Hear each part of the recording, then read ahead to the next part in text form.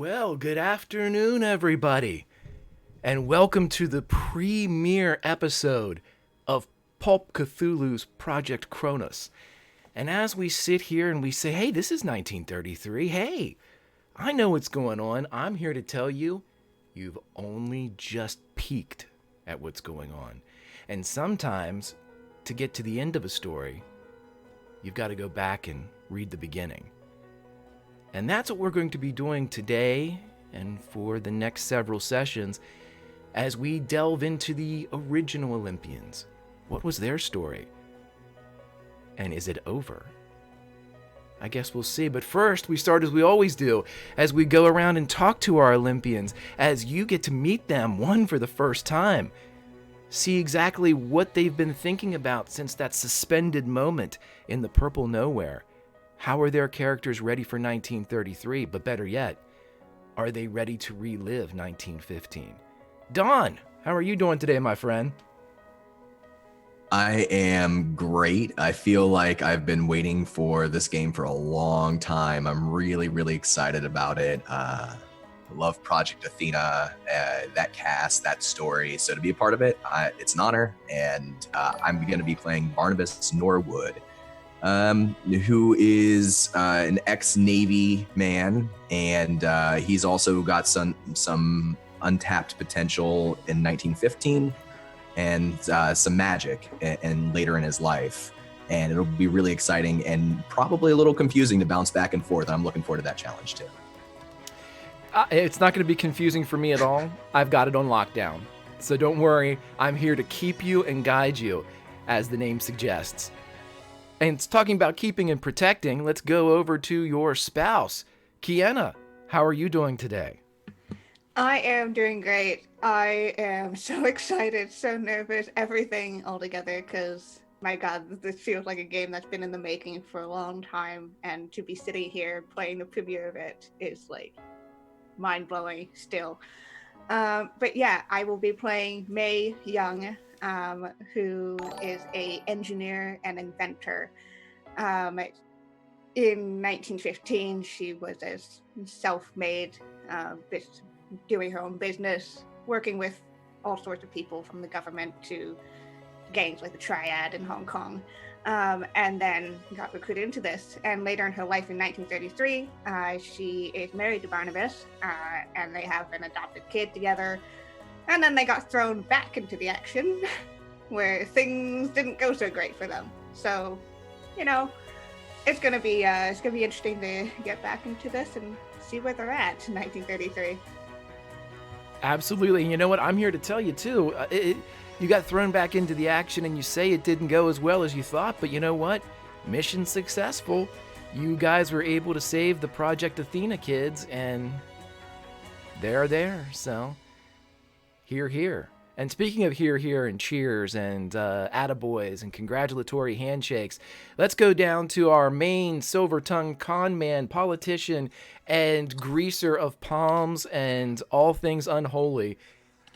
Finney, how are you doing today, my buddy?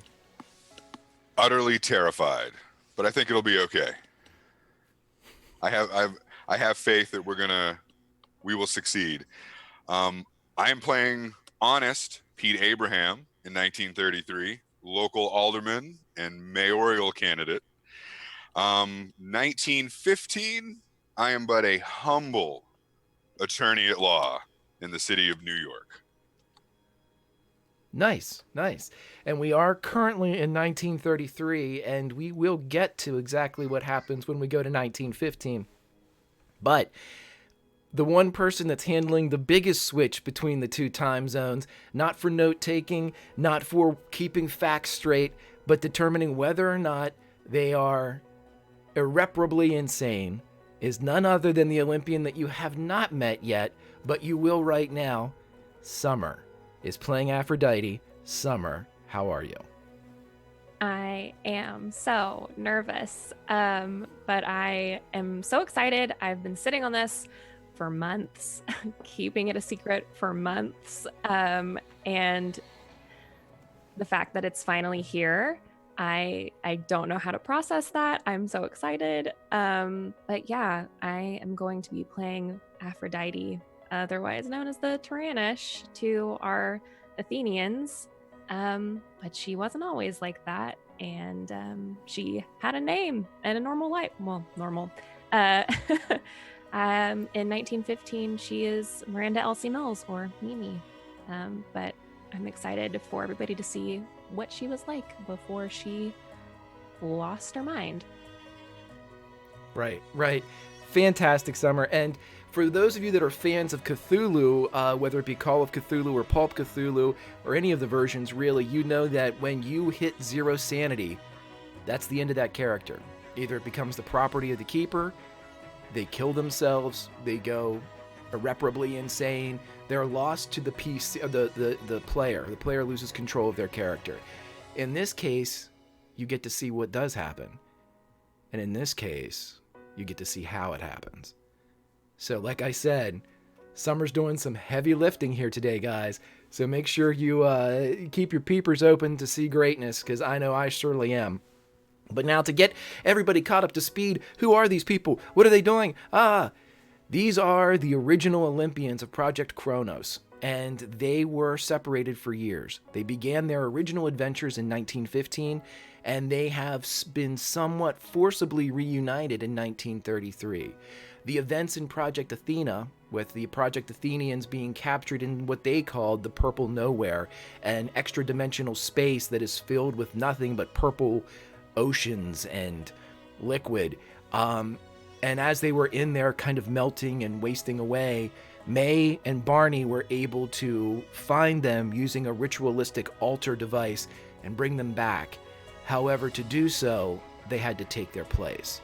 And so they switched places with the Athenians and went into the Purple Nowhere. And with Honest Pete Abraham was, as mentioned, a mayoral candidate in 1933. And he crossed paths with the Athenians. And as soon as he realized that his friends, his original Olympians, the ones that he knew and fought beside, Barney and May, had disappeared, he vowed to find them and bring them home. And a vow is a vow, and one that he kept.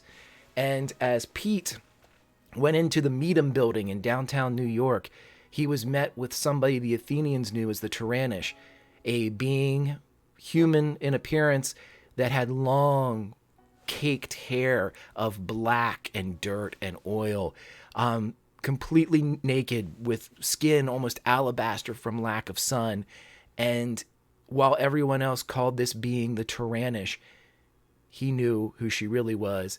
It was Mimi. It was Aphrodite, the Olympian that he had lost so many years ago.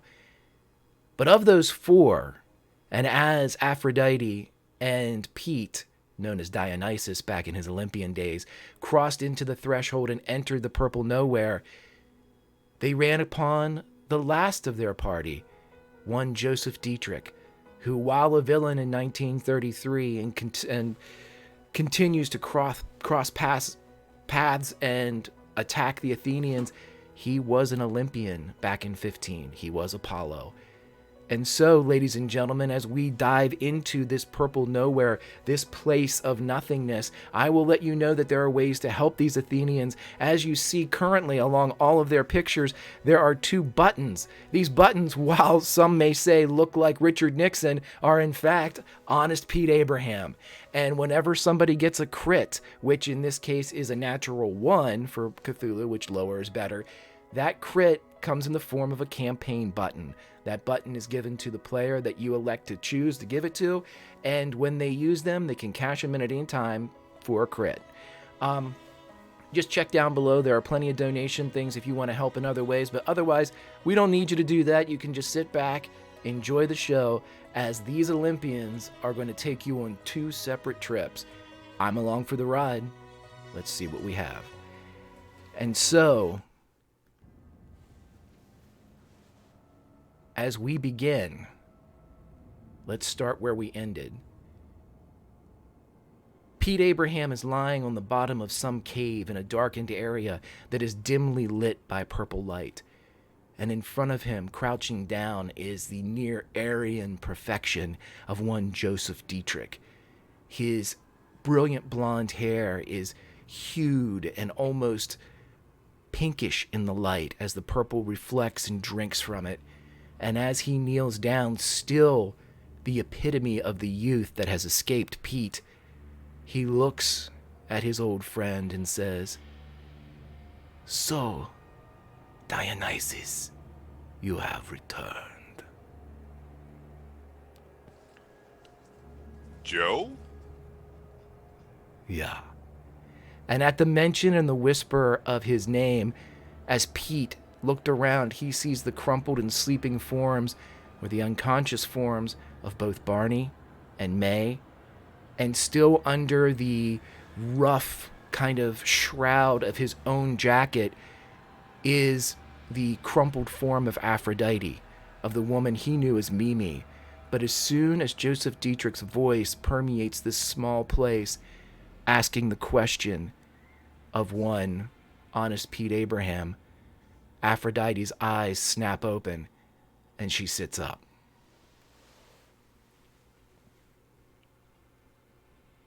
She turns her head and looks directly at Joseph. His eyes widen when he sees her. "Mimi, what are you... How are you here?"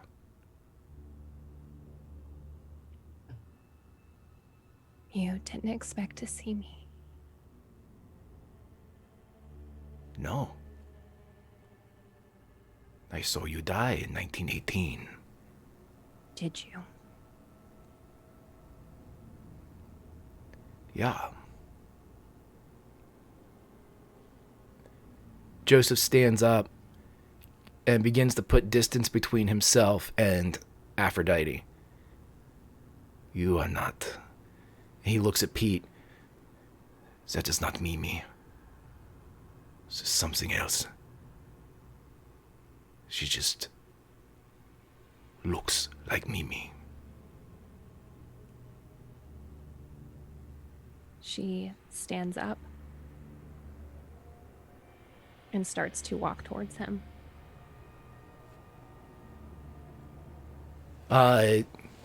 You see Dietrich pull his hands up, and as he reaches into past the lapel of his uniform jacket, as the swastika glints off the purple light, you see him pull out a pinch of sand as he throws it up, and you see him, it freezes in the air as he begins to draw in it. But everything seems to be moving much slower for you, Aphrodite, than for everybody else. And you see him slowly drawing through the air. Yeah, I don't want this to happen. He's not getting away. I want to stop him.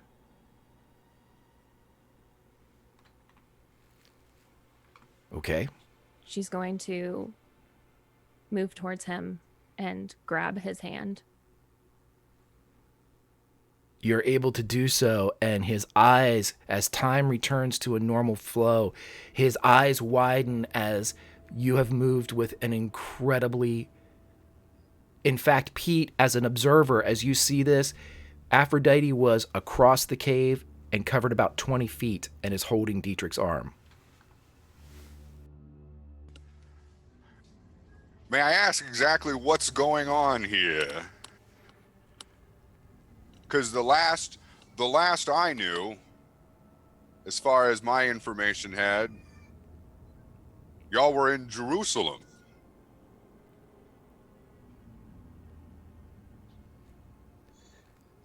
Dietrich is looking at the arm that I'm assuming he can't extract from Aphrodite's grip.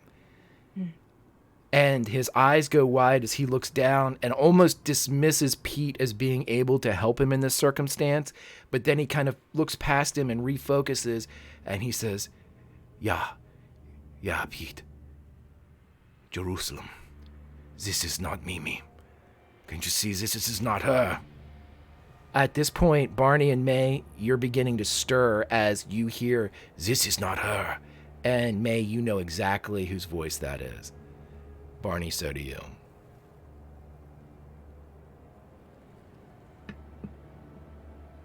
Yeah, May is slowly kind of starting to get up, sit up at least. Like, that voice, it can't be. And she's like making sure that Barney's there. Barney's okay.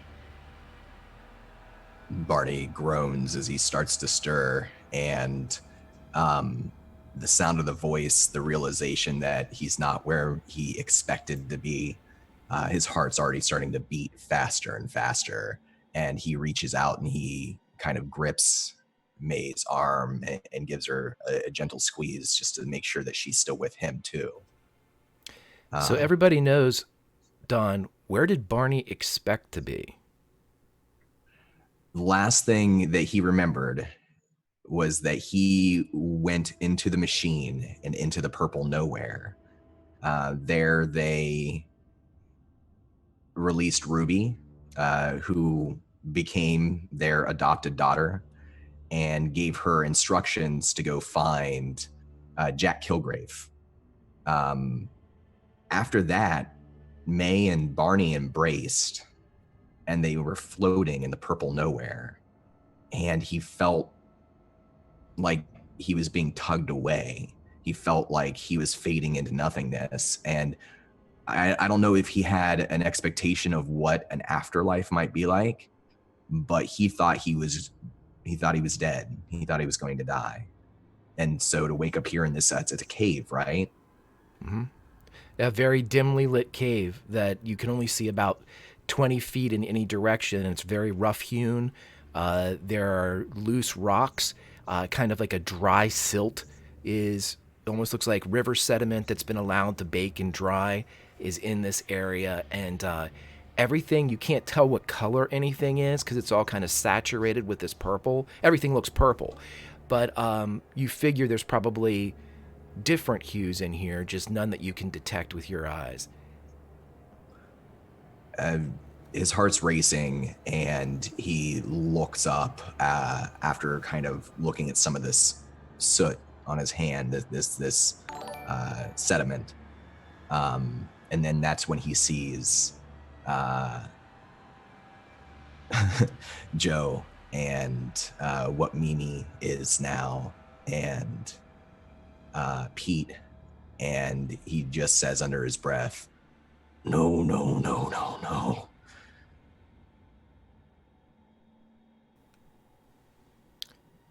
And as that gets uttered by Barney, from the great gods of space themselves, someone that is akin to flying among the stars every Tuesday night on WebDM, Pruitt has given everybody a crit, including myself. I will put those on there. Let's go back to Aphrodite. Aphrodite, you have a hold. The rest of you see this exact scenario as Apollo, or the man that you knew as Apollo, Joseph Dietrich, is standing there with his left hand out, and Mimi, Aphrodite, has it gripped around his wrist, and he cannot move. You see him trying to extract that hand, but he cannot do it. And for somebody that fought beside Joseph Dietrich, especially this age of Dietrich, where there weren't the lines in the face to denote worry or laughter or concern, you can tell that somebody that is used to being in control and very, very arrogant is anything but at this moment, as his eyes finally return to Aphrodite. Wherever you are, let me go. I am this way because of you. I'll make you suffer for it. And I want to fill him with the hate that I feel for him. Okie dokie. So, with that, I'd like you to tell me how many of your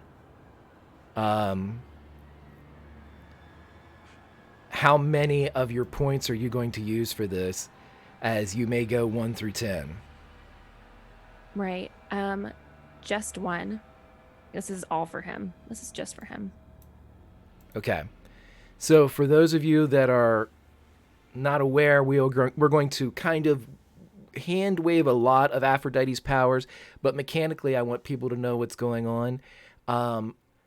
If you're familiar with Sabella Ives, who is a psychic in many ways, Mimi is an empath, and she can project emotions.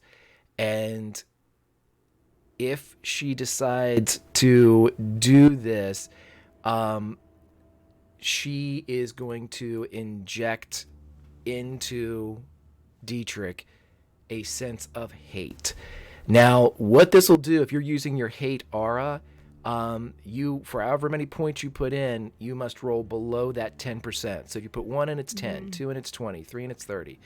And if you get below that, something bad happens. Well, then let's just go up to 10. Okay, so as this rage emanates from the being known as Aphrodite, or the being that you know as Aphrodite, I am going to need Pete, Barney, and May to all make sanity checks for me, as they can taste the hate as it radiates off of her.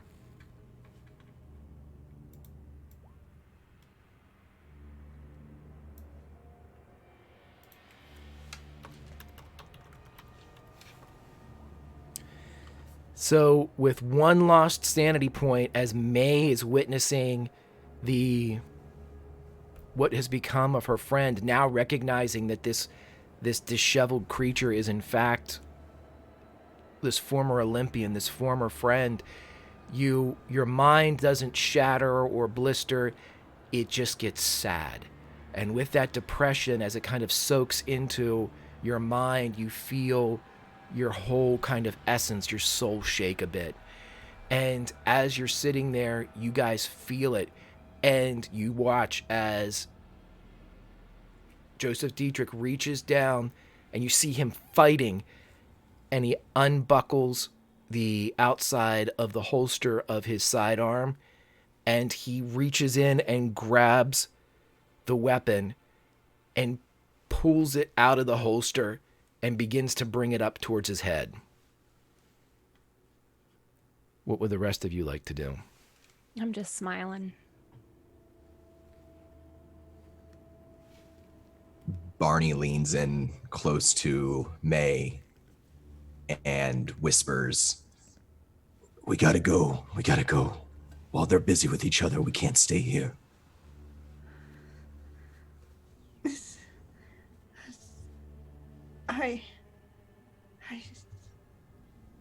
Where do we go? Not here. This is what happened. This is what happened to her.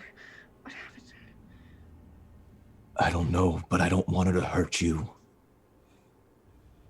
She's not herself.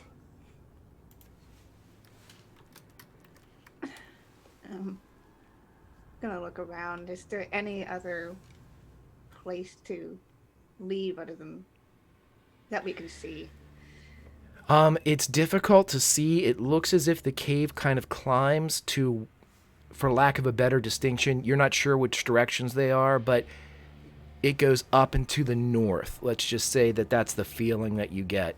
If you were going to name a direction, you'd say that it climbs northerly, but you don't see an opening or an exit or a tunnel or anything like that.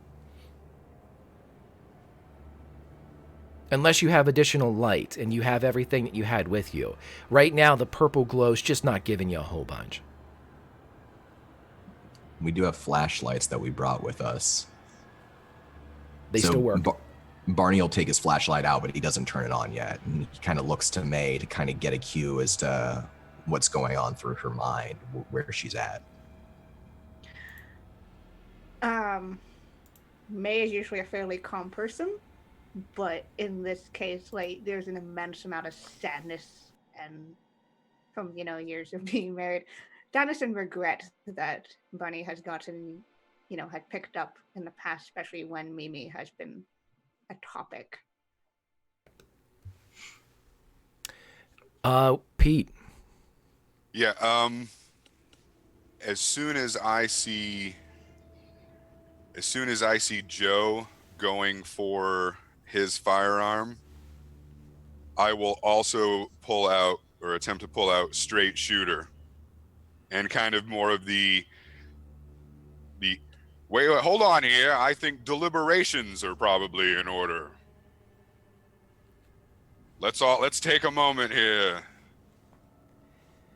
Are you trying to actively persuade somebody, or are you trying to just kind of distill the air, so to speak? Yeah, Or is just this the air, just kind of a general, like, because I don't know if can I hear Barney and May, their discussion, or is it more whispers that they're having about? I would say probably not, unless you want to roll a listen check, and it would have to be a harder extreme because your attention's really focused on, Yeah, so probably just a hey, let's bring it down here. Let's bring it down. But seeing Joe go for the gun, I will also pull out mine. Okay, as you have the gun out, Pete, you realize that Dietrich is not pulling it or like placing it or aiming it towards Aphrodite. He's bringing it up to his own temple, as Aphrodite is just in front of him. Anything else you want to do, Aphrodite, as it clears about his jawline and gets up towards his temple? What are you waiting for? I want you to make a power check here.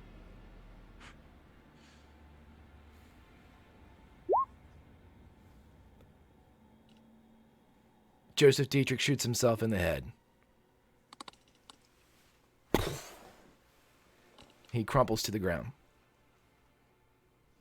At the sound of the explosion of the gunshot, Barney will kind of start to push up to his feet, and he's not pulling hard, but he's urging May to follow. And he's gonna try to stick to the outside, like the shadows of this dark cave, and get around and north before anybody notices. Okay, and you guys are not turning on your flashlights. You're just kind of going at Not it in yet. the dark. He has them out, but he's not going to turn it on yet because he feels like that would draw too much attention, and he's got like one chance to escape this situation, whatever it is. Okay, so you and May are trying to skitter off into the dark. What I'd like you to do is I'd like you to roll basically, let me see what I'm going to make you each do. If there's anything different. Just give me a stealth for both of you.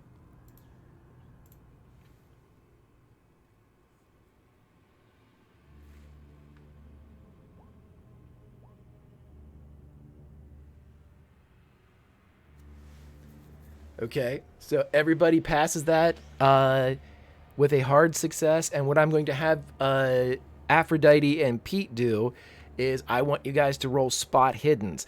To see Kienna, you have to roll, or to see May, you have to roll an extreme. To see Barney, you have to roll a hard. You have to beat their success level by 1.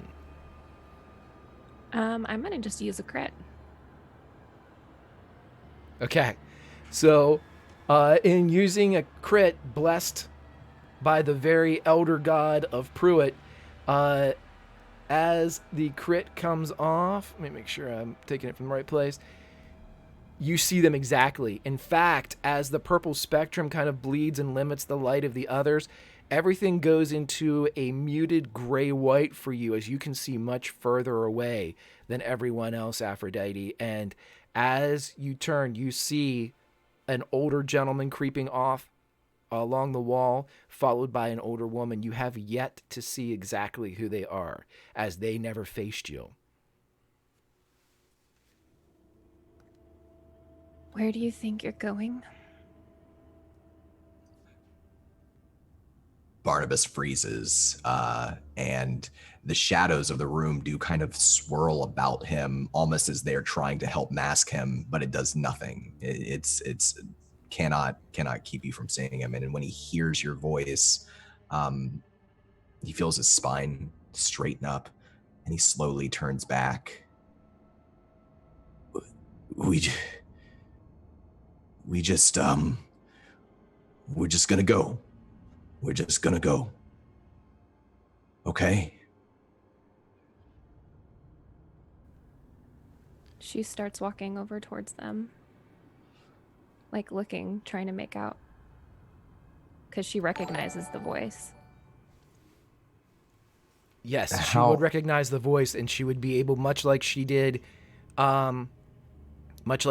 with Pete, she would be able to know that this is in fact Barnabas Norwood, who she knew for her, eons ago.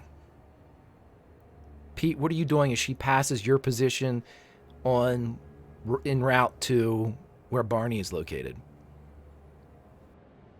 The first instinct would be to look at Joe as to what just transpired, and then at the exchange of conversation would then look over in the direction that Barney is at, and would probably, keeping with the tradition, would probably, Barney, or I should say Barney. Hey, Pete. Hey. And Barney right now, he's got a gray beard. It's wild, untamed. He's wearing a gray hunter's cloak. He's very grayed out. And he looks at, even though he acknowledges Pete, his eyes can't leave Mimi. What's Mimi look like right now? I just kind of need a mental reminder. Summer, you can take it. It's not great. She is kind of, as she walks towards you, it's like she's almost like mechanical, walking towards you with just this very like jerky movement. Her hair is long, like down to her waist, and it's just caked up with just dirt and oil and grime, and it just like perpetually looks wet as it just is like hanging down in front of her. And I think she still has Pete's jacket just kind of like loosely draped over her shoulders. Yeah, and she's just a shell of what she was. And just as when Pete saw her before in the Meadham building, May, when you and Barney see her, when you kind of peek between that oil slicked and caked hair, she appears the same age as when you last saw her.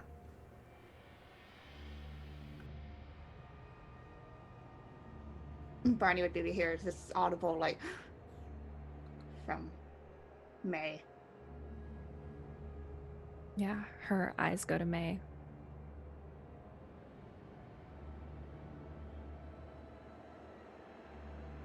Hephaestus.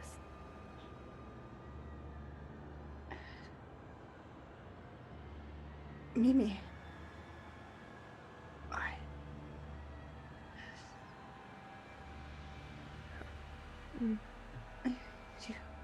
Are you okay?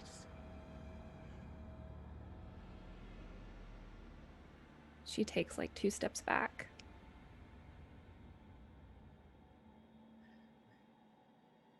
So, it's true. You are alive.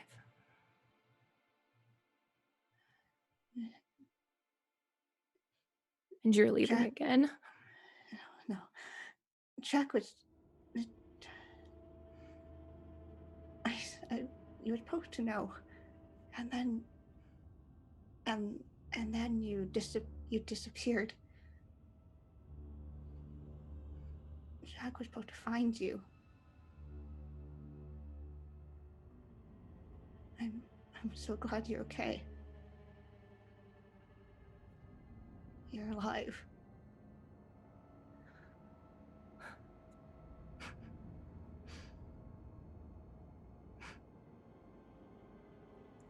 You were supposed to be dead.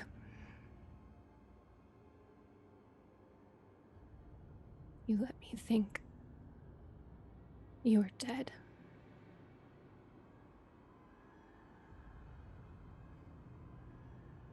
It wasn't supposed to be forever.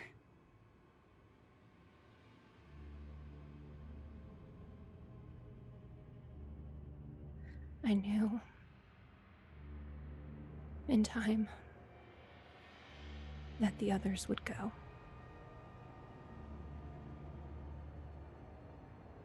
I didn't expect you to leave me.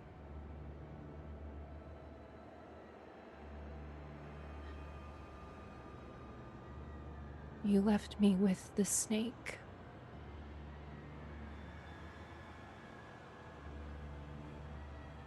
I just see May just like deflate. Years of regret.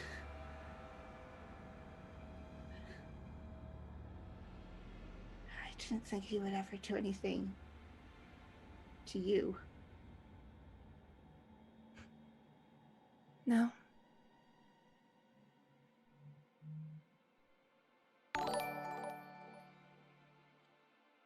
I guess you were wrong.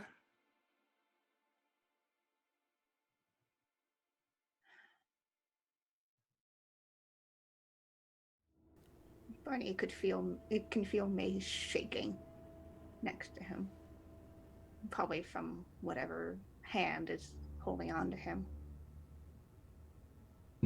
He'll grip her hand with his other hand as well, so he's got both now, just to kind of try to calm her. But he doesn't look calm beneath the ash on his face from the volcano, beneath his beard and is sort of a lifetime weary expression.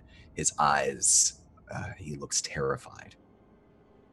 And it wouldn't take an empath to see that. He looks terrified.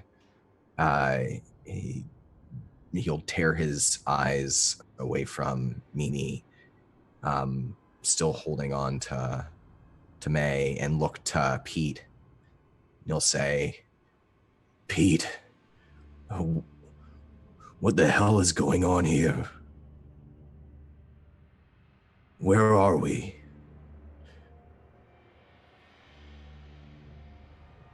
Pete would, again, painfully, leaning heavily on the crutch that for a brief time he was, he didn't have to use, but now the pain has returned, and would kind of join the other members of the group. And, well, honestly, Bonnie, I'm not too sure. But Ruby came to me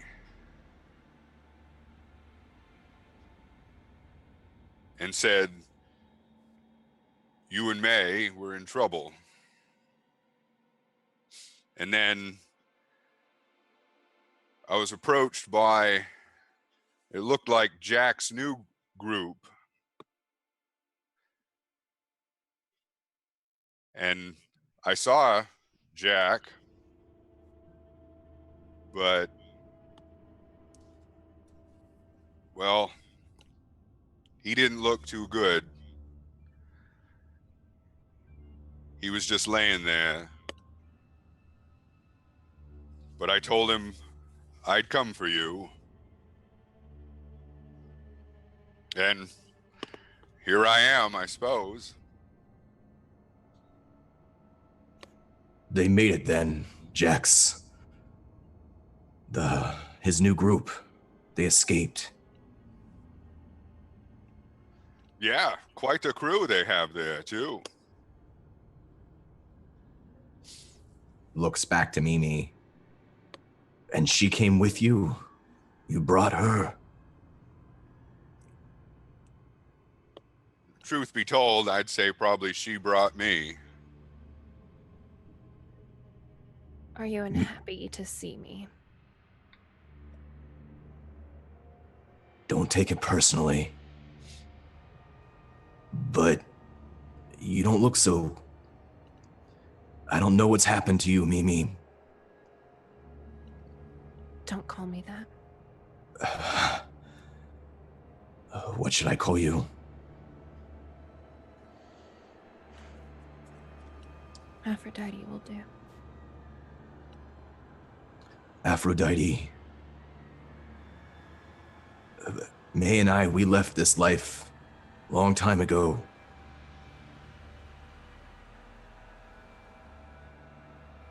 And I'm sorry to see you like this. But we just want to go home. And if you know where we are and how you got here, will you just let us go?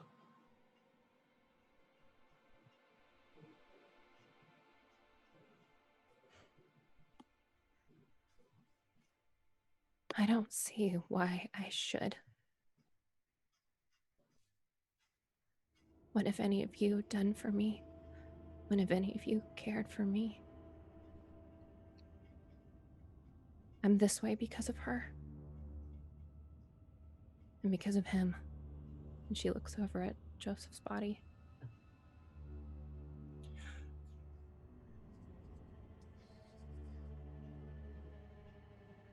Well, we're all here right now. And I don't know what happened to you. I don't know what he did to you, but you know how I feel about him. I'm not going to shed a tear over his body.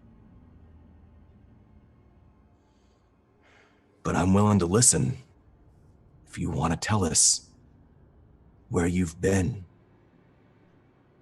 all these years.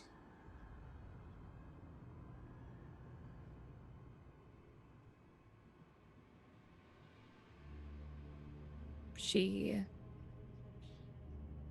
looks at May for a really long time, like she's thinking. And then she just turns and starts walking away from them. Okay, as she goes and turns to walk, the rest of you see her kind of slip into the darkness when she reaches the 20-foot radius that you can see by. If you want to click on lights, you would have to have your flashlights on or artificial illumination to track her.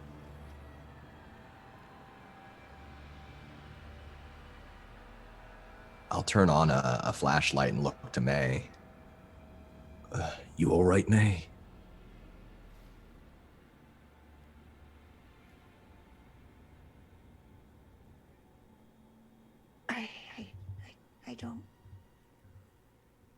I don't know. She's right. I left her there. It's my fault.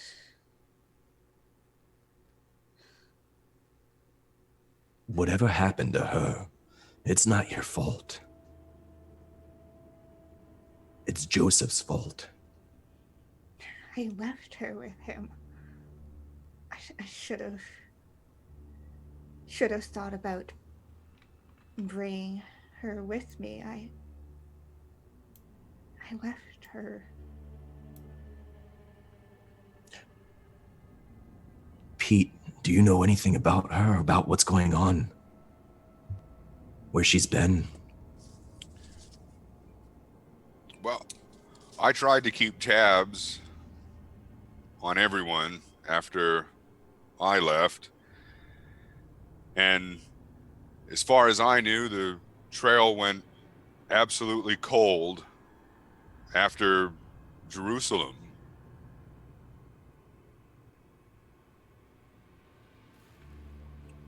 But that was years ago. Where did you find her?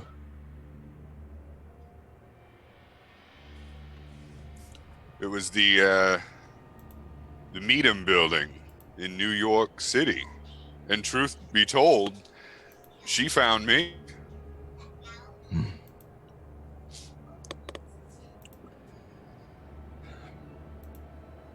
And I would, Pete would attempt to follow Mimi, and out of character being a glutton for punishment, if I could get within arm's reach, would attempt to reach out and touch her shoulder in like a, not like a violent stopping, but just kind of a, hey. You can certainly do so, but how are you going? Do you have a flashlight as well, or how are you going to track her? She has Oh, disappeared into the darkness. all I would have would be matches, I guess, at that point for the Against his cigar. against my better judgment, as Pete starts to walk off, he looks to May and Barney says, "We have to be careful around her, May. I know how you feel, but something's wrong. But she might also be our only way out of here. You want to follow her?" Oh, okay.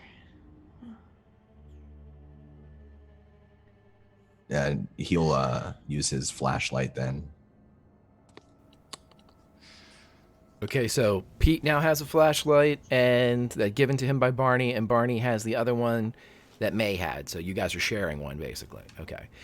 I'll let you know this. As soon as the artificial light is beamed away from your group and kind of sweeping about the cavern, a couple things are going to occur. You're going to realize that there is only one exit. It is up the sweep towards the north.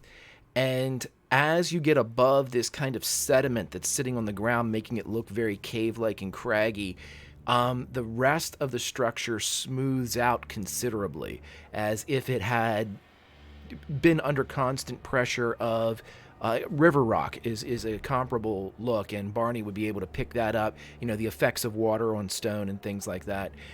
In fact, if you guys would like to roll a natural world, I could tell you a little bit more about it.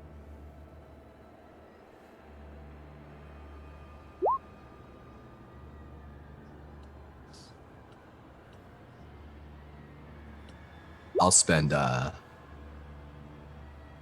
3 luck to pass.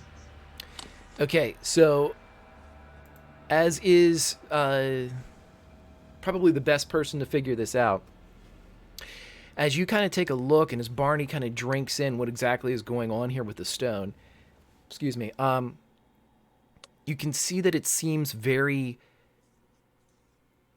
there's something you don't catch at first as you're just looking at the surface level of this stone. And with your light on, you almost miss it. And then as luck would have it, you decide to turn your light off for a second. And as you're up against this smooth stone, you can see that this glow that is in these rocks seems to ebb and flow and ebb and flow. And when you kind of step back and look at the entirety of the space, you realize that it looks even, deliberate, and then it hits you like a heartbeat, like respiration. And while there currently isn't any liquid present, in fact, it seems very dry, you believe there should be. Barney will put his hand up against the ebbing and flowing stone and kind of just take a deep breath and try to drink in some of the energy that's in the air. Can he determine if he feels like they're inside of a living thing, a living entity? You can't get that type. That's like the forest through the trees type of thing. Yeah. It just seems that at this moment, it seems as if there is a sentience or a biological phenomenon that's occurring here. And can we see Mimi off in the distance, or is she just a little ahead of us still? You can't see, you can only see that it appears to go and disappear into one of these smoother, smaller tunnels, and that's the only exit from this space. She left in that direction, though. He'll draw his shotgun out from underneath his cloak and say, "Pete, I see you still got your firearm there. We should be very careful. Wherever we are, well, we should be careful." keep going. Okay. You got it, Bonnie.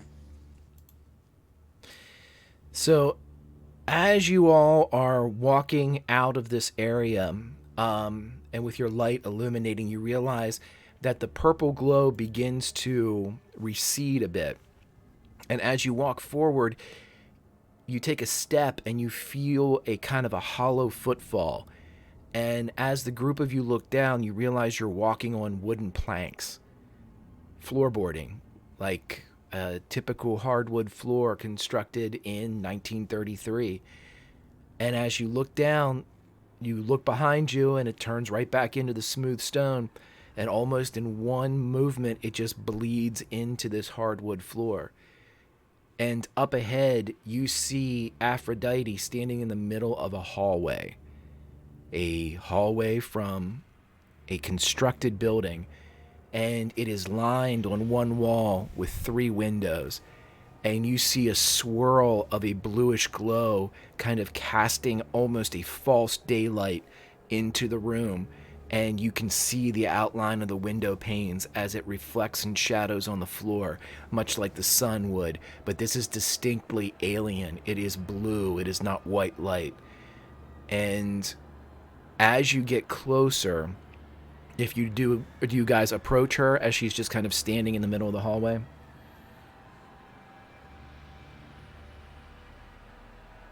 Okay. Yeah, I think so. As you get closer to her, and this is also for Summer, as Aphrodite is regarding this, when you reach the first window, you realize that the bluish nature of the light isn't necessarily coming from a distant source. As you look outside, and it appears that this structure is deep beneath the surface of some ocean. And there is a ripple of water just against this glass. And Barney, you know from your time in the Navy that this glass would shatter under pressure of this type of depth. But somehow it's keeping this water at bay. There is no light as if there's some trickling in from the surface or a sun that's not unseen. But this this bluish glow that's creeping from the very fluid itself just swirls and ebbs very much like the ocean. And as you all are regarding this, just at the periphery, just at the end of your vision into this fluid, you see something move. And it is so great and so large as to dwarf the structure in which you're in. You can see just pieces of it, thankfully. You cannot see the entirety of it. You just see the slip of these scales and flesh as it ripples faster and faster, some enormous beast with perhaps no beginning and no end. But finally, there is a whisk and it disappears into the darker ink of this ocean. And as it goes in, I would like you all to roll sanity checks, as while you did not see this creature, you are aware of its existence.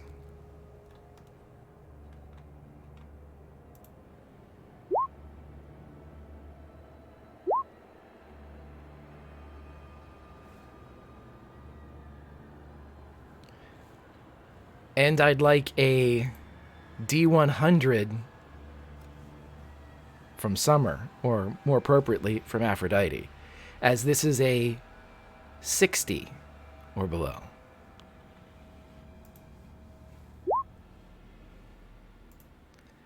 So for a moment, as all of you veterans of this mind war of sanity and eldritch horrors see this, realize the insignificance of yourselves versus a creature of this size, but you're also able to compartmentalize it. It did not see you. It is not attacking. There is no threat imminent. You're able to get past it. You each experience 1 sanity point loss, and for a moment, you feel a quiver of fear go through each of you, and it's another moment before you realize that's not yours. That's not your fear. That flutter in the stomach isn't how you express or produce fear. It's coming from somewhere else. And as this great beast slips by and slips into the distance, Aphrodite, when you see this creature slip and move very fast, it casts your mind back, and you think to yourself, why, that looks like a train. The year is 1915.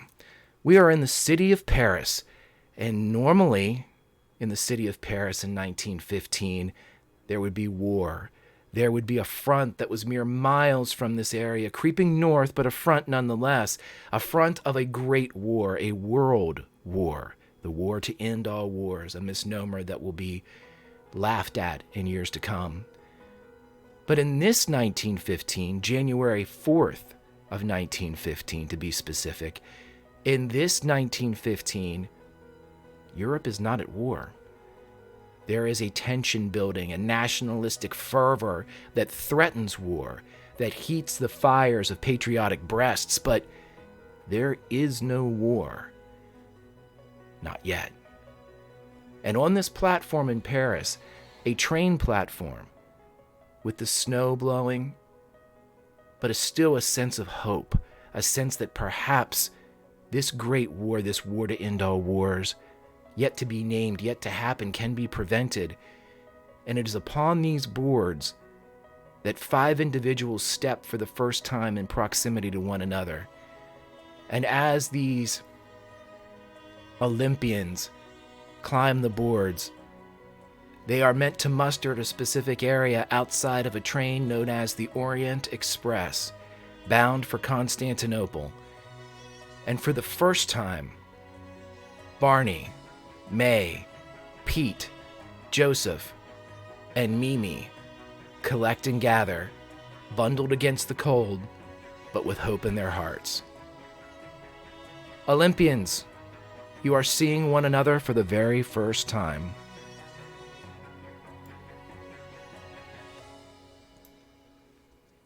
Well, Pete, being Pete, would immediately introduce himself and say, well, I had no idea that in this company we would have such a pair of beautiful ladies. And he would go in to kiss the, I assume, gloved hands of May and Mimi. And I will, if I could, I would like to do a charm. Not to try to like get anything out, but just a general aura of charm from Pete Abraham. Right. Okay. We'll go ahead and roll that charm for a base roll, and whoever we want to have it affect, we will see if they can roll against it.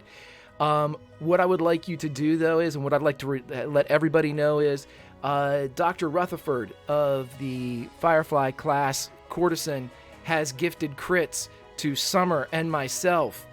A gift from above from the cockpit of Calamity Jane, as crits have come in for Kiena and Dawn, and also from Ives Esoteric and Antiquarian Bookstore, we have another crit for Summer and another crit for Adam. As you guys are all now maxed out at not maxed out, but y'all currently have 4 crits, even though 3 are displayed on the screen. I've run out of space. I have 2, so you guys are rocking 4 crits, both in 15 and 33. And as the cast, or as the chat watches this, I would like to let you guys all know that in 1915, it's easy to say, oh, well, they can't die, because if they die, they'd be dead in 33, time paradox, blah, blah, blah. I'm going to let you know that the ammo is live. It is real in 1915. If a character dies here, something very interesting will happen in 33. So do not think the danger is any less because we've gone back in time. In fact, it is greater. So what'd you get on that charm roll, buddy? I believe that would be a crit. Oh, you're going to crit it. Absolutely. You're using the crit. Using that charm. Okay, so as Pete crits this charm roll, everybody is sitting there. Joseph Dietrich and Barney, May, and Mimi, as you all see perhaps the most charming individual that you've ever encountered. And to the point where a smile cracks the face of the handsome Nordic man that you have not been introduced to yet, but he quickly comes over, mimicking poorly the charm of Pete, and introduces himself as Josef Dietrich. A pleasure, and even puts his hand on Pete's upper arm as he shakes his hand. A pleasure. The pleasure's all mine. So when do we get out of this bitter cold anyway? And it's at this point when you all are standing there on the track, you see the opulent exterior of the Orient Express. It's, covered with its blues and its golds. There is a band playing in the snow as stringed instruments are hitting as the wind whips the flakes into small cyclones around. And the staff of the Orient Express, resplendent in these white, heavy jackets with gold brass buttons along them, up to the top. They're going from cluster to cluster of travelers, taking bags, checking people in. If they're traveling with children, taking them by the hand, few are. But they lead them into this opulent train car. And you can see through the windows as soon as they're getting inside that there is a dusting station where they are being swept of any snow. Their boots and shoes are being cleaned and dried before they enter the car proper. And you see that there is a gentleman on his way coming down who seems to be or have an earmark for you all to, see if you all need some help. But you have a few seconds before he gets there. Yeah, Mimi's got about 3 more bags than anybody else. She overpacked. And she says, it's really nice to meet y'all. I'm Miranda Mills, but y'all can just call me Mimi. Everybody else does anyway.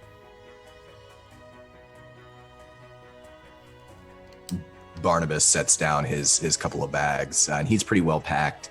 He's got a heavy winter coat on over what looks like almost could be like a safari outfit, as though he's probably been wearing for a while. It's pretty dirty.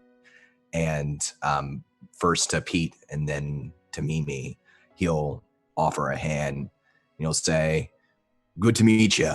I'm Barnabas Norwood. Pete, you said. What was your last name there, Pete?" Peter Abraham of Pete? of the law office of Peter Abraham. Peter Abraham. Well, good to meet you, Peter, and good to meet you too, Miranda. We're all here for the same reason, I take it. Looks that way. Joseph Dietrich steps forward, and you immediately see that he's kind of pulled into a proximity of both Mimi and May, but it's not necessarily something, he's kind of huddling up a bit. Yeah, we are here to have a mission, apparently, that only we can do. It's very Apparently. And please, there's no need to be so formal. Call me Pete. Pete. Yeah. Call me Joseph. Sure thing, Joe. Yeah. Barnabas will look Joseph up and down, and he'll give him a kind, if slightly withdrawn smile and say, "Good to meet you, Joseph. It's good to have someone with your perspective here with us." He extends his hand or takes the offered hand from Barney. Yeah, my perspective, you say? What perspective would that be? Well, the perspective of a German national, I take it, such as yourself. Yeah. Okay. He steps back for a second. He will, at this point, Joseph reaches into his pocket and he pulls out a cylinder, and the cylinder is capped with not necessarily a wax, but May would identify it as being some type of melted plastic. And he will kind of move it between the other members for a second and then drop it in May's hand. I believe your Herr Lap wished someone to read this as soon as we reached the Orient Express. So. Yeah, so all these introductions, May has been fairly quiet. As you'll notice that she's actually been kind of looking at the train and writing notes in this little notebook that she has. And so when the thing goes into her head, she's like, "Oh, my apologies. Yes, May Young, by the way.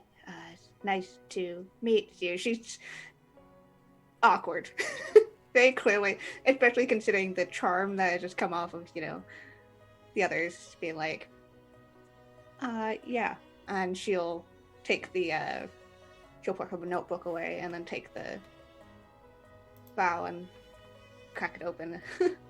Yeah, Joe smiles as she does this, and it is a warm smile, a smile of, you're among friends you don't know yet, but perhaps a comfort nonetheless, as he just kind of nods his head a bit. If you all turn into Roll20, you will see that I have provided you with a mission briefing. It should be under your notes section where you find your characters. At the bottom, it'll be a mission briefing. And for everyone at home, I will bore you with some reading, but here it goes. During the Fourth Crusade, 1202 to 1204, Latin Christian forces under the direction of Pope Innocent III were sent to sack the city of Jerusalem and return it to papal control. However, en route to the city, the leadership of the crusade reached an agreement with Byzantine Prince Alexios Angelos to instead sack Constantinople and return control of that city to the prince's father, the emperor. It is believed that the payment for this action was an item taken from the city of Jerusalem. During the subsequent sacking of Constantinople, the artifact was placed within the crypts of Constantinople, along with other spoils for safekeeping. Before the treasures could be regained, the Crusaders were pushed back by a massive uprising and never again retrieved the artifact or the other treasures. Your mission: contact Bailey Stovall, a researcher sympathetic to Project Cronus, and enter the catacombs. Once there, obtain the artifact or verification of its destruction and prevent its capture from outside forces. The Turkish government has been alerted to your presence, but local law enforcement will not be aware of this. Keep a low profile and stay within the safety of the DIG team's field office to limit your chance of detection. Tensions are running very high in Europe right now, and any additional sparks could surely set off the powder keg. Bryce Lapp, Kronos Director. Well, I guess that's straightforward enough.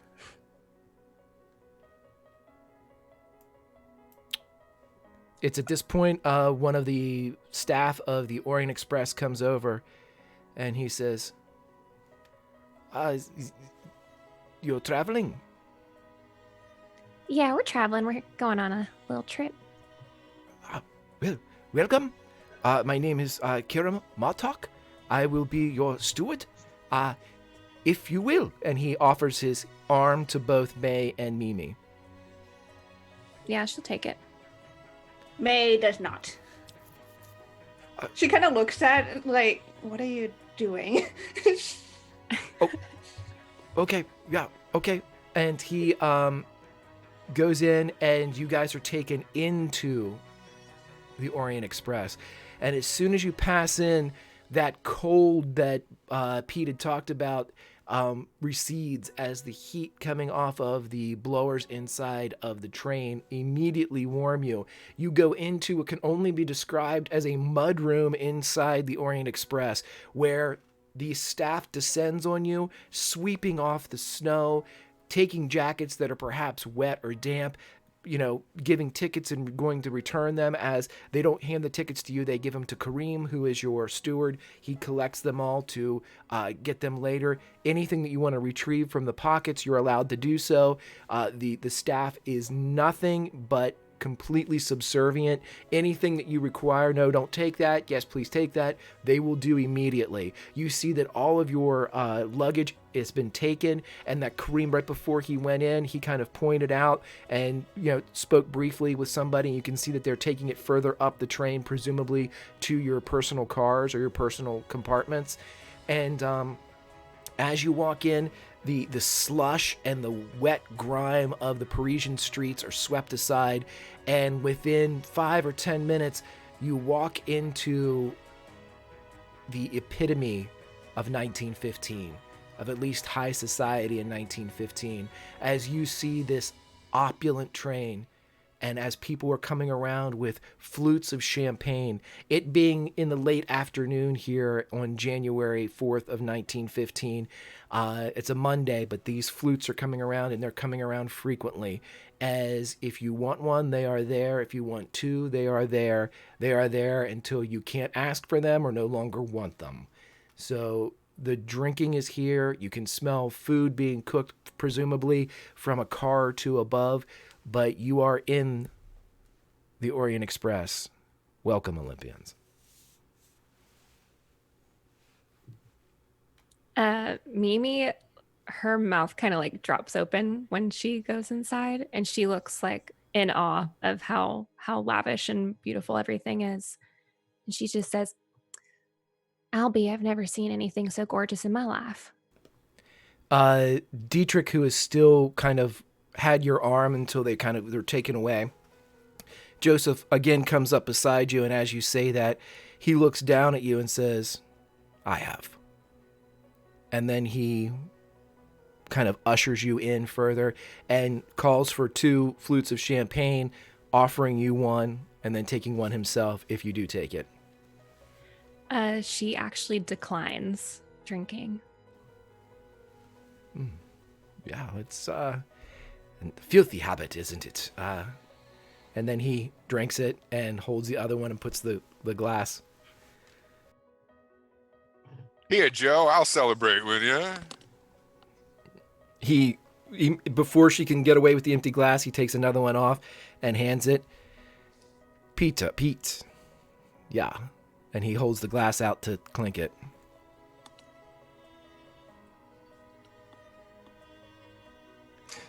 Do you think they have anything a little darker in color? You can always ask. He snaps, and for a moment you see a bit of not. There's a little aristocracy in the snap. It's this is how you summon servants, and immediately he's descended upon by 2 of the wait staff, and he goes, "Yes, my friends here would like something darker in color," and he presents the wait staff to Pete. Whiskey, if I could. They immediately disappear. Within moments, there is a tray of whiskeys that are brought over, as they were unsure whether or not you meant for everyone or for yourself. There's no discussion. There is just copious amounts of whiskey produced, and upon first sip, it is fantastic. Well, Pete would offer it to the group, and any that would not be taken, he would not let go to waste. So the tray is staying no matter what. Yes. Right? Okay. So who is drinking whiskey? Barnabas will saddle up to Pete's side, and he'll grab a glass, and he looks around at the opulence and the grandeur of the train with sort of a skeptical wariness. He'll drink the whiskey, and then he'll lean over to Pete and say, "They really didn't have to roll out the carpet for us. Times like this, people are hungry, and this money, this place, it's a train. Why is it like this? You used to this, Pete?" Well, yeah, I have lived the high life, so to speak. But you have to look beyond the lavishness and think about all the folks on here that are employed. They're able to provide for their family, for the services they provide for the clientele. He kind of grumbles under his breath, but acknowledges with a slight nod of his head that Pete has a good point, and he continues drinking the whiskey. Joe will take one as well, and he is off talking with somebody briefly off to the side, one of the servants, one of the wait staff. As they disappear, May and Mimi, are you drinking the offered whiskey, as it is a step? It's higher octane than the champagne, but I didn't know if... No, Mimi's not drinking anything. Anything. No. May probably grabbed a glass, took a sip, and immediately wrinkled her nose and muttered something about Western alcohols. Right. And Okay. put the glass away. You guys will notice too, whenever you get in, that this appears to be an observation car. You would think that before it's kind of like a going or a bon voyage type of car setup, that during the regular trip, people would gather in here to be able to look out and see the countryside, as one whole wall is nothing but glass. It's reinforced intermittently with kind of panes going through it, but there are big spaces of it of 3 and 4 feet that are just nothing but glass. And you see Dietrich comes back up, and he's straightening his tie as he comes up, and he pulls his jacket and he goes, I have an idea. And he kind of gathers you all over to the big section of glass, and behind you can see the platform, and there's even a sign that says boarding L'Orient Express across the back. And when he gets you all over there, you realize that one of the staff has produced a camera, and they are setting it up to take a picture. And he goes, yeah, to commemorate our first meeting and our first adventure here in Europe. What say you, Olympians? I'll never say no to a picture. Okay, so Joe stands on what would be facing the right end. Where does everybody else stand?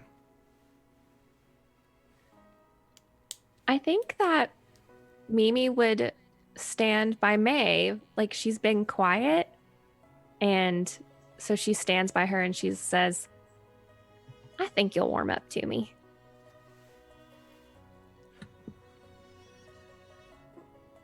Yes, I hope so. Okay, I so think we're gonna be really good friends. May and Mimi are standing side by side. Where are they? On the end? Is Mimi on, like, looking at the picture on the right-hand side, and then May, or May, then Mimi? Let's get this. Yeah, I think Mimi would want to stand close to the middle. Yeah, so Okay. May would So be let's- to the right, I guess. Well, if you're going to be to the left of Oh, Mimi, you're going to be yeah. beside Joe. Is that where you want to be? I guess so, yes. Okay. So it's going from left to right, Joe, May, Mimi. Gentlemen, where would you like to be? Well, Pete not being one for photographs, would attempt to get as close to the center of the photograph as possible. The closest would be right beside Mimi, who is the exact, of the 5 of you, she is the exact center. So it goes Joe, May, Mimi, and then Pete, and then Barney. You get the end opposite of Jill. So if I were writing up a 1933 spectrum, it might look a little bit like this. So I love it. Okay, so as you guys are all sitting there and you're in this perfect line, you see that the large contraption is, the gentleman gets down, and with a large, the moment is frozen, and he issues a ticket to Dietrich, who immediately gives it to Karim as he comes by, and your steward takes it away, presumably to get the print whenever it is developed. Before the man goes away with the camera, May immediately, like after the photo, she's blinking away. It's like, excuse me, could I just take a look for a moment? At the camera? Yes. Oh, oui, and he kind of holds it. It is a very new apparatus in that it is about the size of a cinder block, weighs about as much as the cinder block. And as you're looking at it, the gentleman, the photographer, is kind of cupping about 3 inches underneath of it, like just in case you slip holding it, that he'll get it, and it probably won't break, but you know.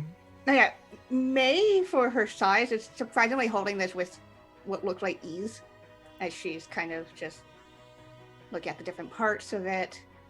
You see her kind of muttering under her breath about something. This lens, doing that. Okay.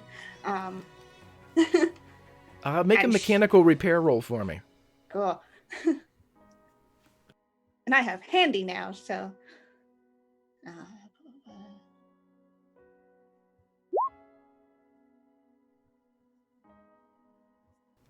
Yeah, you got this.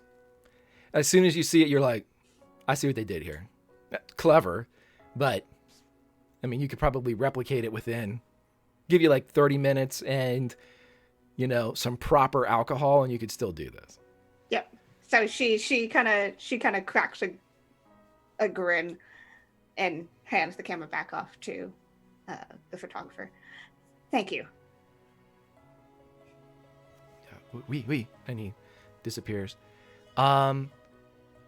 As you all are sitting there are drinks to be had, and Karim comes up and says, at any time, if you need, I can show you your cabins. You are welcome to stay. If any of you would wish to go to your cabin now, I can show you. Just let me know. And he's kind of pseudo retreated to the side, where you notice that along one of the kind of the darker walls of the train car is a conglomeration of the servants that you appear to be the stewards, that are your on-train butlers, so to speak. And they are just waiting there for whatever's needed of them.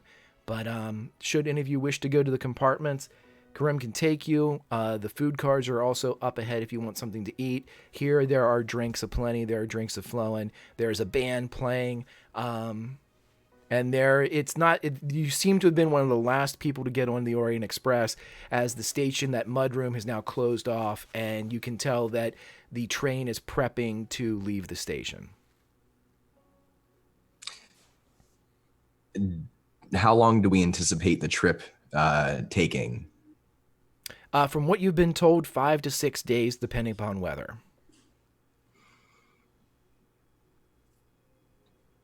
Well, it's nice to meet everyone. You all new to Cronus, the project, as it were, or any of you worked with this fella Lap before? Can't say I have. Just sent me out here. Never even left the States before now.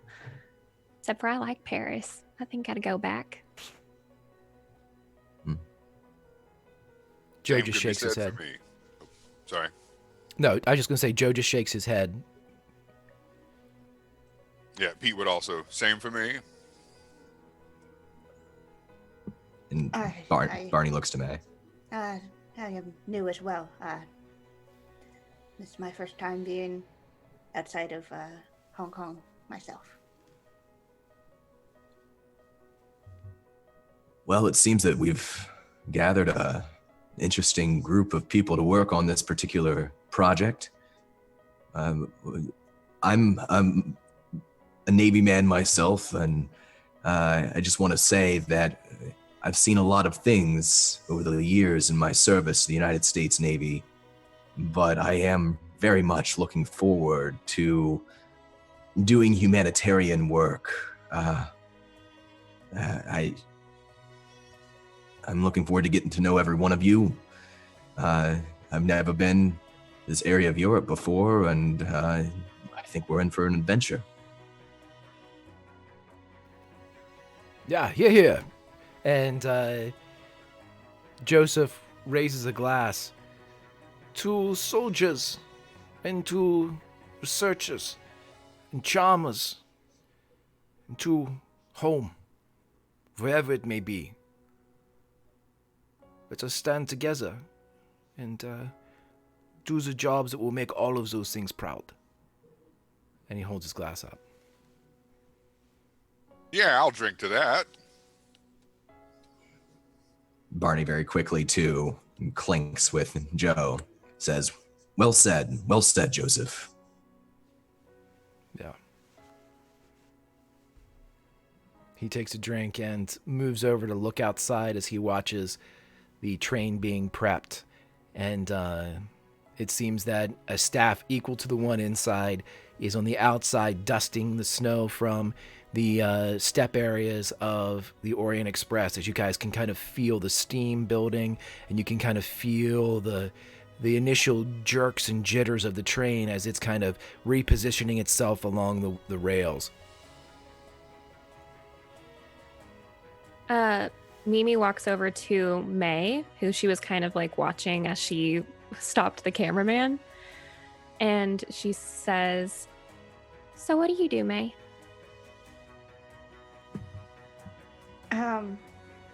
What do you mean by that? I just feel like we're brought together for a reason, so I don't know. Why'd you get asked? I make and fix things. I apparently caught the attention of whoever is in charge of this. Well, what kind of things?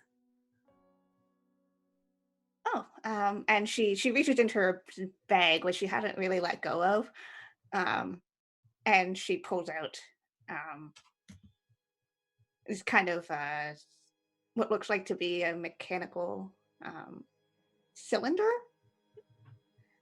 and she just twists it, and you just see a whole bunch of like, basically a lockpick, very, very mechanical lockpick. Well, I work for clients, create whatever they need. I make stuff like this, which is able to unlock doors, gets locked out of the house or whatever. And she puts it back in, and it's just, I fix watches, create all sorts of other things. She's kind of like, a little like, I don't know what you want from me. It's vibe getting off of her. Yeah. Mimi doesn't seem to notice, even though she does notice. She's just kind of like hand waving it, like trying to make you feel comfortable. And she says, she kind of lowers her voice and she says, so that Joseph is very handsome. May kind of like tilts her head. I mean, like unnaturally handsome. I don't think I've ever seen anybody looking as good as he does. I don't really pay attention to those things. But oh, are you married? No. No. I don't really have much time for relationships. Oh, all right. Well, I mean, you can't deny that. I don't know. Look at him. She's like glancing over at him again. May has no subtlety when she looks over at him. If Joe recognizes the attention, he's pretending as if he doesn't.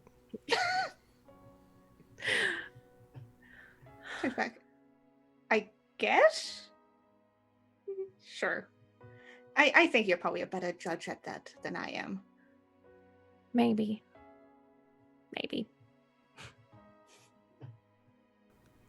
If you're interested in what I do, later I'm probably just going to find a quiet place to work if you ever want to see.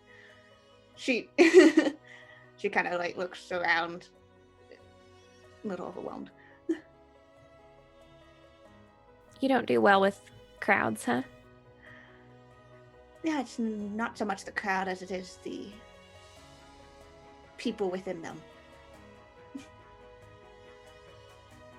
So what's got you on edge?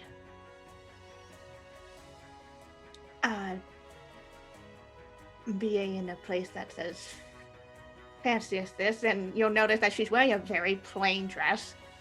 Stands out. Probably, if you're up close to her, you'll probably see like there's a couple stains on the sleeve. Maybe a little bit of a tear near the bottom of the skirt. Clear, like mended, but clearly nowhere as close to the opulence as her surroundings. You know, might as well enjoy it while we're here. We're going to be on the train for a few days, so take advantage of it. Yeah, that'll be it'll take some time getting used to. Olympians, roll a spot hidden for me, please.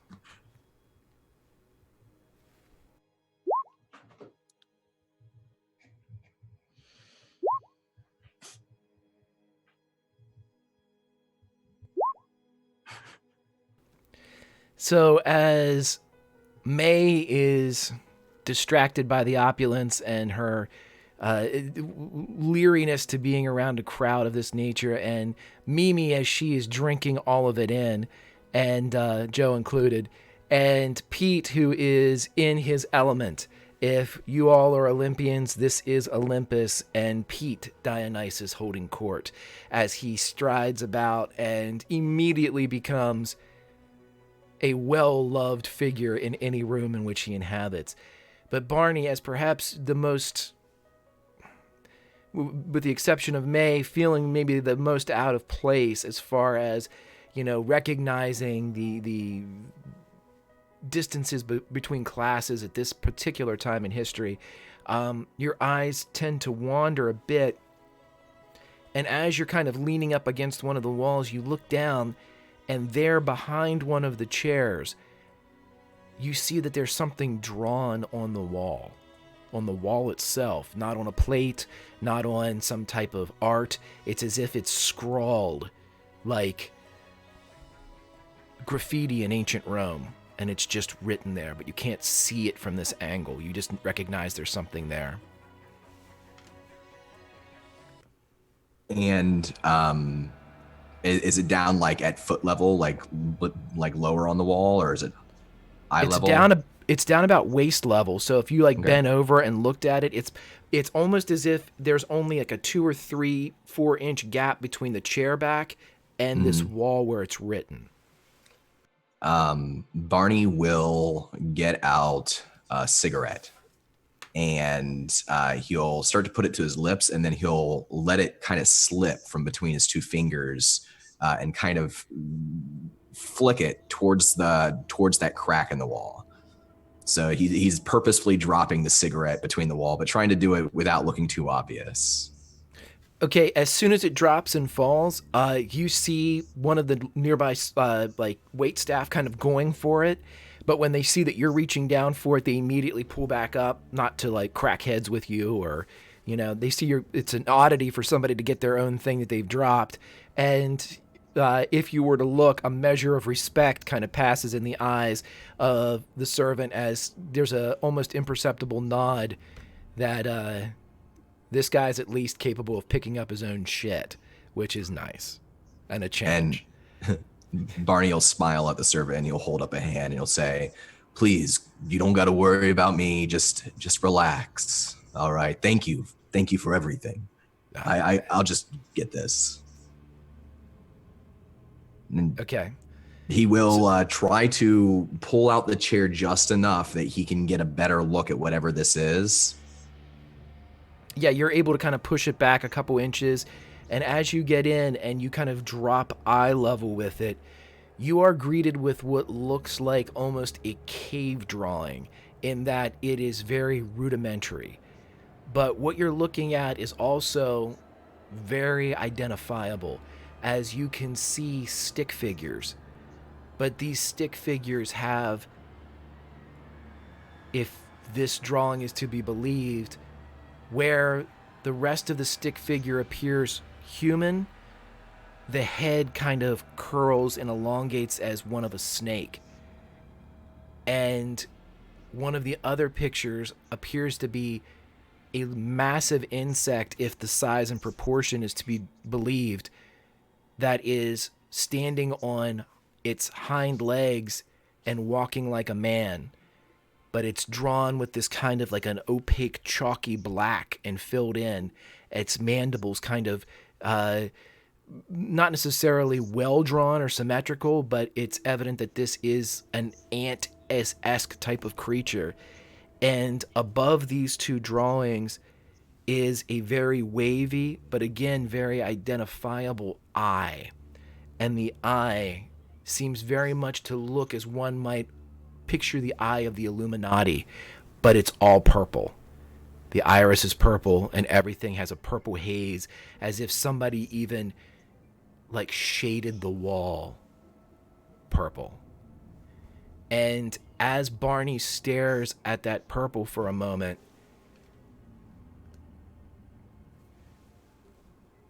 we are back in 1933 or wherever the Purple Nowhere is.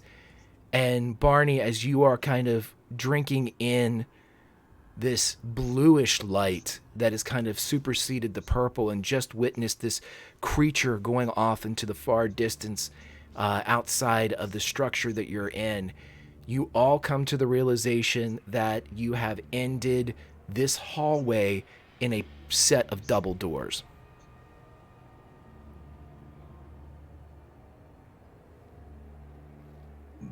Barney will go to the creature's past the window already. It's not still out there that we can see. Yeah, it appears to have been in the distance regardless, like right at the edge of your kind of this weird sight line that you have through this almost phosphorescent liquid, and you saw it move, and there doesn't appear to be any additional movement out there. Barney will go to the window and he'll look up, and then he'll look down, and he's looking for any sign of maybe a rock bed, a coral bed, the bottom of wherever they are in the ocean, if they're in an ocean, like a surface up above, anything like that.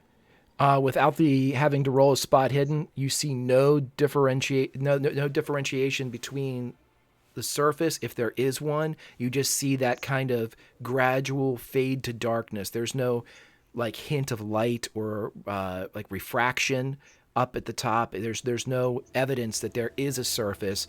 And you don't see coral, you don't see any evidence of life. There aren't any like smaller fish swimming by, but there is a bluish, silty sand that seems to be covering the what you can see of the floor of this place outside. There's a flash like anger across Barney's face, and he hits the glass, not hard, just frustrated, and he whips around and he looks to Mimi and he says, "Mimi, where are we? Where have you taken us?" I didn't bring you here. Well, then how did we get here? This isn't where I was. This isn't where we were. Where are we? Look and see. And she turns towards the doors.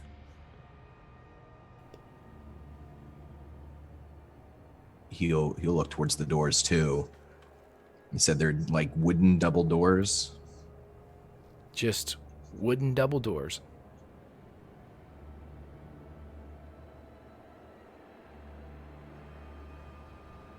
He'll look to May and Pete, and he'll say, "If there's a way in here, there's got to be a way out. Now, I don't know what's going on, but I do know this. We all got to go home, all of us. Mimi, you too, if you want. But we can't stay here." I told you not to call me that.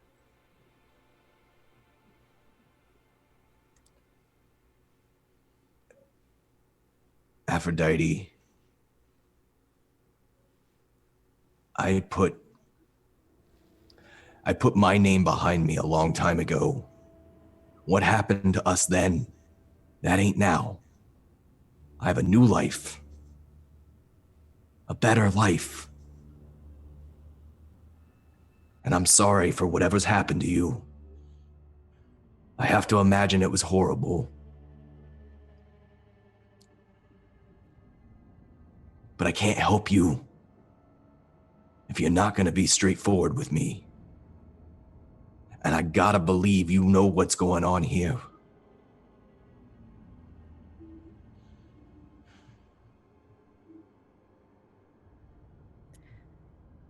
This feels closer to home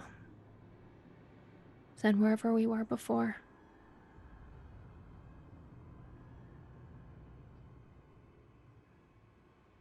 You've been gone a very, very long time.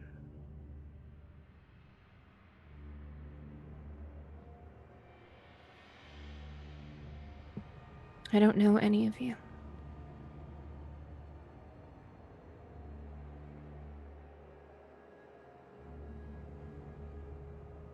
That may be true. We've all changed. Some of us more than others. But we were all friends once.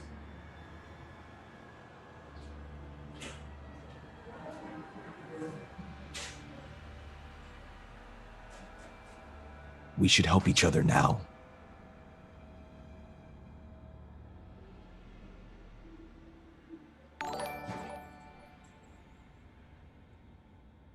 Go ahead. Go.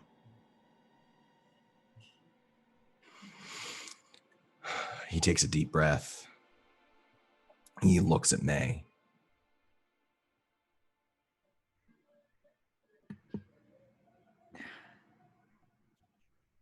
Well, go forward, I guess. And she looks at Mimi Aphrodite.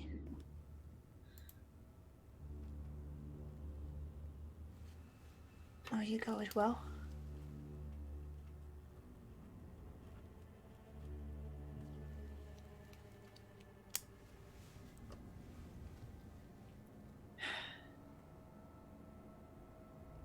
And she goes up to the doors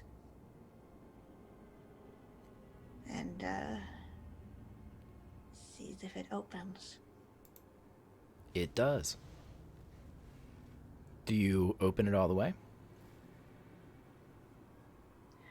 Very slowly. Okay, without a squeak, as if the hinges are well oiled, the large oak door opens to reveal you're back to that kind of low-level purple light. And you can still see more than what you did before, as the room seems to be about 30 by 30. The room is dominated in the center by a large cylinder. The cylinder appears to be glass or something similar, some other type of translucent material, and it is filled with a black liquid, or at least a liquid that appears black in this light. The smell of heated copper and even a tinge of cinnamon holds the air with like an eerie, industrially festive type of mood.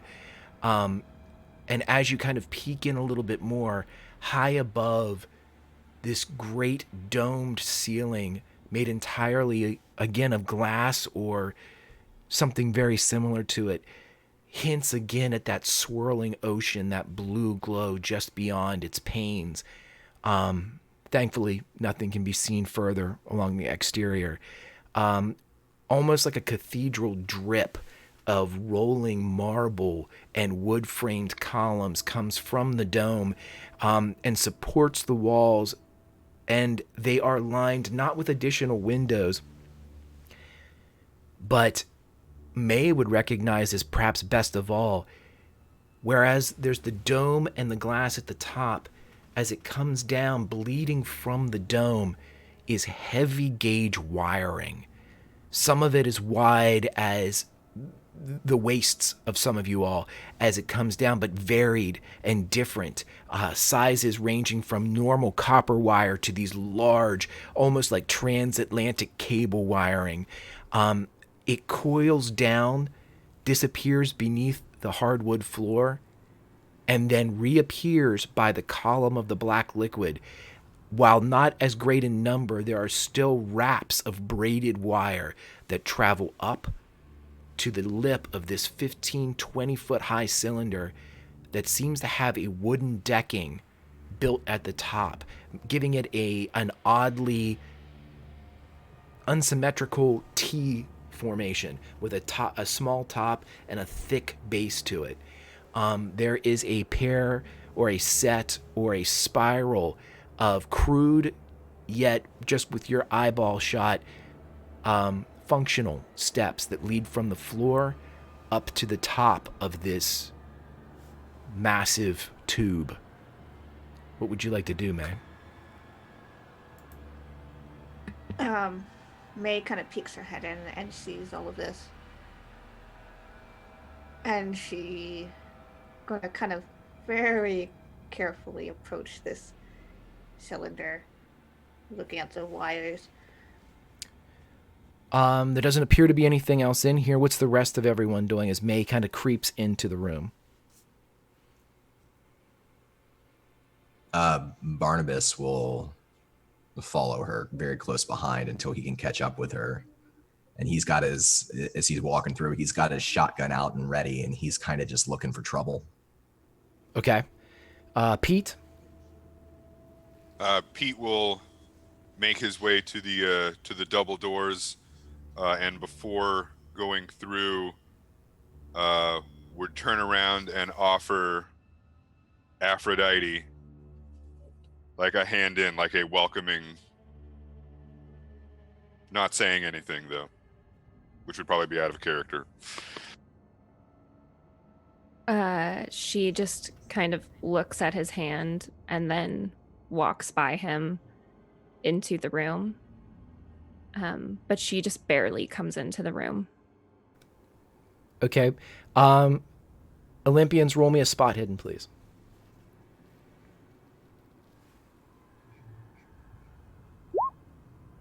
I'm going to use a crit. Sorry, pressed that way too many times. That's okay. They're all successes, so that's good.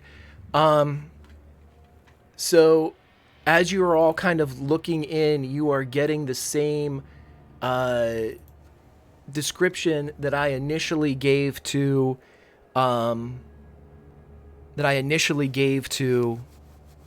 May as she walked in. You see this cylinder, and as you're all kind of looking up, and Aphrodite, as you're kind of off to the side and you're all looking up, you see the domed ceiling, and you see kind of the low lit, the kind of columns of May and Barney's flashlights as they're going through and kind of searching up on the side. And Aphrodite, it's only when you realize that you haven't heard anything from Pete that you turn and you see a length of heavy red gauge wiring completely wrapping up Pete as he is being constricted, and you see him forcing, and just as he opens his hand to do something, your proximity is the only thing that recognizes this, and May and Barney do not even hear it. The straight shooter gun drops to the ground as he is incapable of doing anything. And that's where we'll end this session of Project Cronus.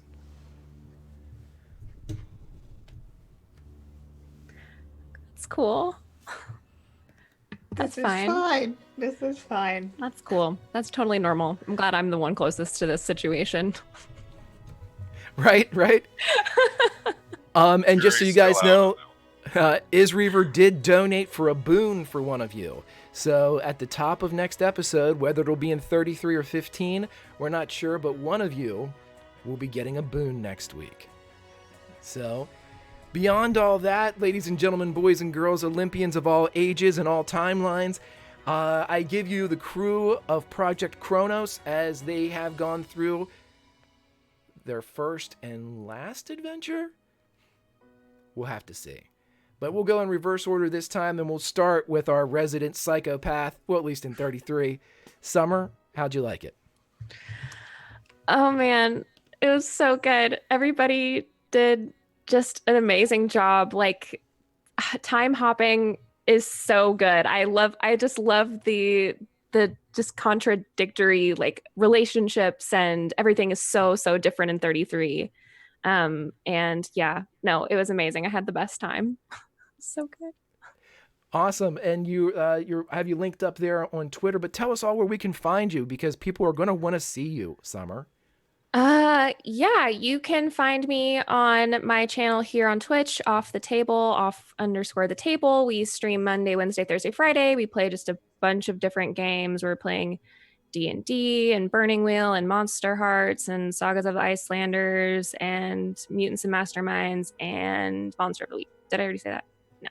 No. Yeah, so that's where you can find me most days. I play on Unmade Gaming on Tuesdays, and now I'm here on Saturdays. Yay! I'm so excited. Me too about that. Yay! It's my first time playing with Summer, everybody. I'm super stoked about it. Let's go right on down. After leaving Summer, we will go into the man that always has a spring in his step. See what I did there? Adam, how are you doing, buddy? How's Honest Pete feel to get back into the suit? Feels great in 1915. 1933, I'm not sure. It's gonna be interesting. I'm excited. I'm thrilled and excited